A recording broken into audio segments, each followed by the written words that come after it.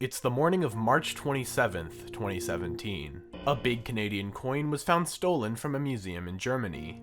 The NFL relocated the Oakland Raiders to Las Vegas. And in Lakeland, Florida, a man decided to eat breakfast in the middle of the road. If you spend any amount of time on the internet, then you've most likely seen a ton of news stories just like this. Some Florida man wakes up one morning, does something goofy, and it ends up on the news shortly after. Things have been this way for a long time, and it doesn't seem to be changing anytime soon. This is the cultural phenomenon known as Florida Man. And don't worry, I'll tell you all about it. Florida Man. Florida Man. Florida Man. Florida Man. Florida Man. Florida Man. Florida Man. Florida Man. Florida Man.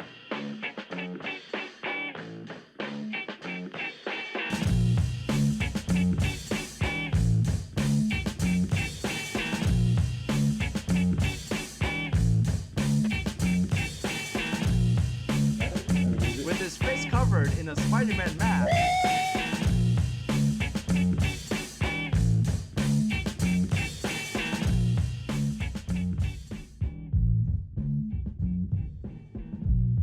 Well, where are you headed? I was just going home. Going home? Well, where are you coming from? My house. Florida is the third most populated state in America, with 22 million people. Of those, over 11 million are men. Stereotypes regarding states are pretty common in today's society. Think Alabama being incestual, or Ohio being this. But there's a big difference between a man who lives in Florida and a full-blown Florida man. If you've ever surrounded yourself with news sites, memes, or general internet communities, then you've undoubtedly heard the term being thrown around, usually connected to a silly story involving a man doing something completely ridiculous. 2019 even saw the rise of the Florida Man Challenge, a trend where you type in your birth date followed by the phrase Florida Man, which always links back to a Florida Man story from that date. All of this just showcasing the insane spread of the term. But while the trend itself was short-lived, the term continues to live on through memes and headlines, with it even getting a Netflix show named after it, released in April 2023. But the meme actually seems to originate 10 years earlier, when a Twitter account by the name of Florida Man began to chronicle the surreal news headlines for all to see. But the bizarre cases of Florida men don't just start with the meme. Even in some of its earliest history as an American state, Florida has some bizarre occurrences in the world of crime. In 1890, 70 years after Florida became a US state, the federal government had to step in after the mayor of Cedar Key began a reign of terror over his people. But to really get the full Floridian experience, we need to look at stories involving some of the state's most iconic attributes, starting with beaches.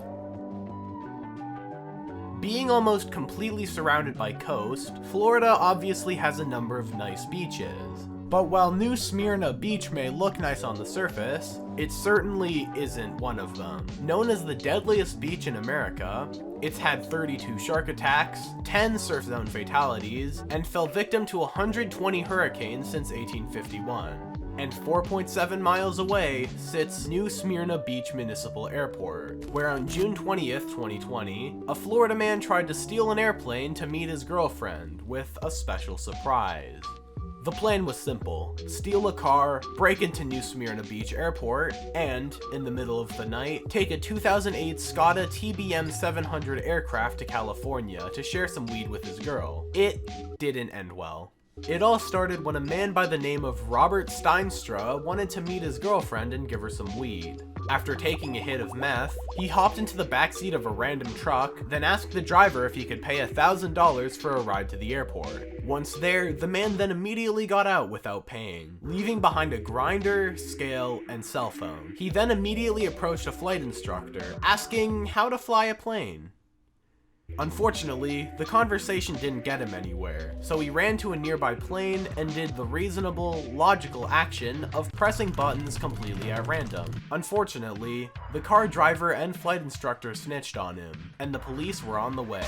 They entered the aircraft, to which Rob replies by asking them how to fly a plane. With the police expertly distracted, he then jumps from the emergency exit window of the plane and was promptly detained by officers. After being detained, the police took a look at a blue duffel bag he was carrying. Inside, they found his ID, sunglasses, headphones, 2 lighters, a pocket knife, and a laptop, but most notably, a glass pipe that was tested positive for meth. Right next to it, they also found a container of weed. In court, he claimed he had simply bought the plane for $20,000. It was worth $1 million, and he didn't have any papers or evidence to back up his claim. He was charged for a whole bunch of things, but most notably, $20,000 for the possession of marijuana, and another $100,000 for grand theft because of both the plane and the car he used to get there. Unfortunately for Robert, love was not in fact in the air. This love story will go on to be more tragic than Titanic and Romeo and Juliet combined. Please take this time to cry if you haven't already. In the end, Rob probably should have just stayed at the beach, but if shark attacks aren't up to your standards, maybe alligators are more to your liking. Alongside its abundance of beaches, the state of Florida is also home to a variety of wildlife, from the wood storks and spoonbills of the sky to the alligators of the swampy terrain. There are plenty of stories of alligators attacking Floridians, and Florida men attacking alligators. A notable one is the story of Matthew Riggins, the 22-year-old burglar who was faced with a terrible fate in the jaws of an alligator while trying to escape from the police. But even more bizarre is the man who threw an alligator into a Wendy's drive-thru window. October 11th, 2015. 24-year-old Joshua James is hanging out outside when he notices an alligator on the side of the road, where he then gets a delightfully devilish idea. Josh knew one of the workers at Wendy's, and assumed that it would be amusing to take that alligator and send it through the drive-thru window as a prank. At 1:20 a.m., the 3.5-foot alligator would be tossed through the window. And Josh and crew zoomed off, leaving the underpaid Wendy's staff to deal with the aftermath. And by the way, his friend who he thought was working there wasn't on shift that day. In court, the cashier said she was scared enough that she even thought about quitting her job, which, yeah, is pretty reasonable considering she had to jump out the drive-thru window herself. Josh was charged for petty theft, illegally possessing an alligator, and, assault with a deadly weapon. His parents defended him, saying it was just a stupid prank, and that the charges were a bit extreme and blown out of proportion. In a later interview, he made the executive decision that his pranking days are over. Nonetheless, James was sentenced to 12 months total probation, and had to complete 75 hours of community service, as well as pay off a $1,200 fine. On top of this, the judge ordered no contact with any Wendy's restaurants, what a shocker, and no possession of any animals, aside from the family dog. The whole time, Josh seemed to be genuinely regretful of his actions, but as stated by the judge, sometimes good people do bad or stupid things. Around the time of the incident, a lot of people on Facebook had assumed he had a condition and should get mental help, when in reality, at the time, he just thought it was funny. A goof, a gag. A brief moment of amusement. Amusement parks are yet another iconic aspect of Florida life. With the Disney World Resort being located in Orlando, the biggest Disney thing in the whole world, containing 4 different amusement parks, 2 water parks, dining, shopping, and of course, Golden Oak, a community of houses in the Disney World Resort, with the houses only going for a cheap minimum of $10 million each. With so much there, surely they're in constant need of security, and luckily, or unluckily for them, a Florida man is here to help. That man was David Proudfoot. After signing up for a security position at Disney World, he figured his odds would be better if he pointed out a flaw in their security. He decided that the best way to go about this was by getting in there wearing a fake Disney name tag and uniform, and to steal items without security knowing. He was able to get his hands on some smaller goods, but his holy grail would be a statue of R2-D2, reported to be worth about $10,000. He was able to walk in, grab the statue and an arcade game, and began to wheel them off from the Swan and Dolphin Hotel. But unfortunately for him, that's where his luck came to an end. The actual security had noticed his presence and alerted the authorities. When police arrived at the scene, David acted confused. He identified himself with the name of someone who didn't even work at Disney World, David E.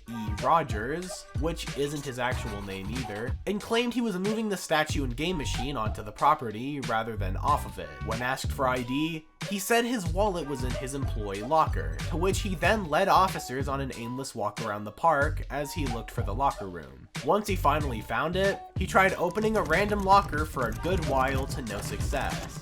Eventually, they found out his wallet was in his pocket, and they brought him back to the hotel. That's when he dropped the act and revealed that his real fake plan was to expose the park's weaknesses and get a job. His excuse was genius. Unfortunately, the police got a search warrant to look in his house, where they found thousands of dollars worth of stolen Disney merchandise, including lights from the bathrooms worth about $1,000 each, a $4,000 wooden cabinet, and a $700 golden chain.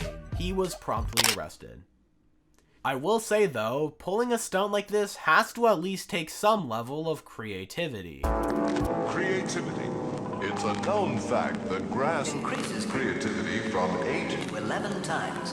In fact, everyone finds that they're more creative. So, that's strange. By now you've probably noticed the ongoing motif of drugs. Because Florida is such a coastal state, especially with its close proximity to Mexico, and to a lesser extent, Cuba, it's not uncommon for a lot of people to not be in their right mind while performing these reckless acts. But this next story isn't about hard drugs that damage your health. This one's about a miracle drug, one that could allegedly cure 95% of all disease, including diabetes, hepatitis, Lyme disease, Parkinson's, Alzheimer's, AIDS, malaria, autism, arthritis, various allergies, obesity, depression, cancer, and of course, because it was 2020, the virus. All the while, they were selling this substance while posing as a church, specifically the Genesis 2 Church of Health and Healing. This miracle cure would go by the name of Miracle Mineral Solution. Behind this scheme was Mark Grennan and his 3 sons, Jonathan, Jordan, and Joseph.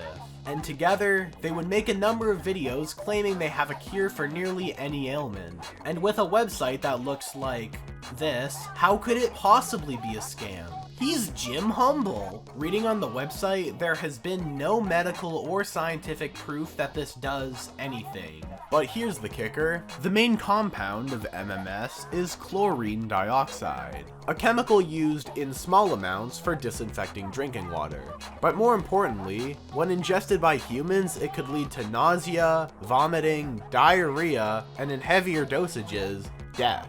In court, the family would be accused of scamming people with a miracle drug, and doing it under the name of religion to take advantage of innocent people. An unfortunate discovery is that all reports about the dangers of MMS have people who don't know any better claiming that the research against it is lying, with some even saying that those who report against it are Satanist cultists, because the people selling the solution claim to be a church. Some are arguing that the evil big pharmacies are just trying to shut down competition. But if the solution actually worked, wouldn't it make more sense for the big pharmaceutical industry to just steal the formula and sell it for a higher price? It just doesn't make sense. The worst thing about this, in my opinion, is that it doesn't matter how much evidence comes out. The people willing to use this stuff are already desperate with some sort of illness, and probably don't have the money to pay for actual treatment, so they get defensive when others try to tell them the truth. In reality, the only people benefiting from that are the people selling it, and everyone else is just left to suffer and deal with the consequences. In a 1998 study, Seth M. Asser and Rita Swan looked into the deaths of 172 children who had died after medical care was withheld on religious grounds. On closer inspection, it turns out a large number of the children succumbed to treatable infections and illnesses, with 80% of them having been likely to survive if given the proper treatment. While it's easy to point and laugh at the funny Florida men, it's just as easy to read the headlines without considering the bigger picture. A lot of these cases surround people with actual severe mental health issues and drug addictions that need the proper help. And when doing things like the Florida Man birthday challenge, a lot of the time you're left with a sobering reminder that a lot of serious murders and other senseless acts of violence also occur on a fairly regular basis. Lastly, I think it's important to note why Florida Man is a thing in the first place. The first and primary reason there are so many Florida Man stories is due to something pretty respectable and worth a lot of praise: the state's open policy on public records. The state's Sunshine Act allowed the public and media to be given access to crime reports and prison bookings right after they happen, meaning that news sites can quickly publish stories on Floridian crimes. Pair this with Florida's status as the third most populated state, accessibility of drugs, and disparity between classes, and it only makes sense that more crimes there can come out than other states with more private practices. Not to mention, Florida Man just sounds funny, and it has a nice ring to it, allowing it to work as branding so these stories can see more attention than they would have otherwise.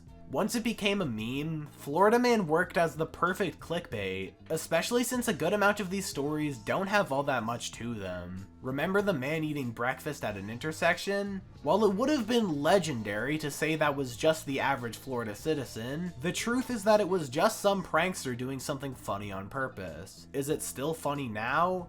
Objectively, yes, but the story definitely got a whole lot less interesting. The truth is that the vast majority of Florida's population are normal people, and Florida is only a little batshit insane, just like the rest of the world. Either way, Florida Man has cemented himself as a pillar of online culture, and he's also my favorite superhero.